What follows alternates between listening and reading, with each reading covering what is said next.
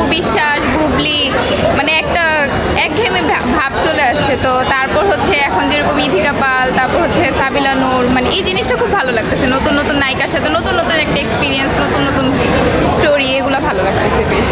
সাকিব খান বাদেও অন্য কোন অ্যাক্টরের অ্যাক্টিং আপনার কাছে মানে দেখতে চাচ্ছেন আপনি অন্যরকম ভাবে?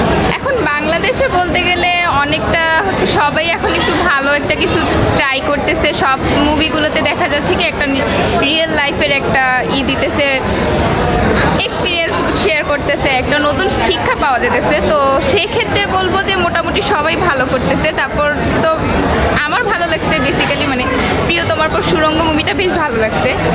এখন ওইভাবে আমি কাউকে দেখতে পারতেছি না। সাকিব খানকে তো আমরা আসলে দেখতে পাচ্ছি গত কয়েকটা মুভিতেই সে অ্যাকশন দিকে বেশি যাচ্ছে। নতুন যদি কোনো ইসে যেতে চান, মানে অ্যাকশন বাদে অন্য কোনো ধরনের ছবি যদি করতে চান, আপনি কোনটা সাজেশন করবেন? একজন অ্যাক্টর হিসেবে আমি বলবো যে সব ধরনেরই ট্রাই করা উচিত। কারণ যেহেতু একবার অ্যাকশন হয়েছে, এটাও দেখতে দেখতে বারবার আমরা একটা একঘেয়েমি ভাব চলে আসবে, তখন আর ভালো লাগবে না ছবিগুলো।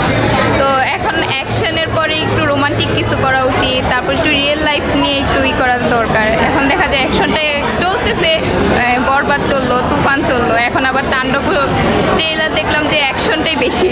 তারপরে দেখবো যে না, একটু ভালো কিছু আর একটু আশা করি। কেমন লাগছে, কার কার সাথে এসেছে? অ্যাকচুয়ালি আমি আমার 3টা ফ্রেন্ডের সাথে আসছি। একজন পপকর্ন যাচ্ছে আর 2জন পিছনে দাঁড়ায় আছে ক্যামেরা দেখে আর কি। এতগুলো মুভি তো এবার রিলিজ হয়েছে, তো উৎসবকেই কেন আপনি বেছে নিলেন? প্রথমত আমি যে আমার 3টা ফ্রেন্ডের সাথে আসছি, তার মধ্যে একজনের ফ্রেন্ড উৎসবের রাইটার, ঠিক আছে? তো ওর হচ্ছে যেহেতু ওর ফ্রেন্ড, তো অবভিয়াসলি আমার ফ্রেন্ড যদি কিছু লিখে, ওটার যদি স্ক্রিপ্ট একটা টেলিভিশনে টেলিকাস্ট হয়, আমি দেখবো না। দ্যাটস ওয়াই আসছি, অ্যাকচুয়ালি মেনলি ওর জন্যই আসা। আর তাছাড়া উৎসবের একটা বড় ব্যাপার হচ্ছে আমরা 90s কিড, তো ওখানে যারা অ্যাক্টিং করতেছে তারা হচ্ছে আমাদের নস্টালজিয়ার একটা বড় একটা পার্ট, লাইক মাহফুজ, তারপর হচ্ছে আরও যারা যারা আছে। তো অ্যাকচুয়ালি আমি দেখতে যাচ্ছি যে বড় হওয়ার পর যখন নস্টালজিয়ার একটা পার্ট দেখবো তখন কেমন লাগবে। দ্যাটস ইট, আর কোনো রিজন নেই। আর তাছাড়া ঈদের টাইমে ছুটি আছে।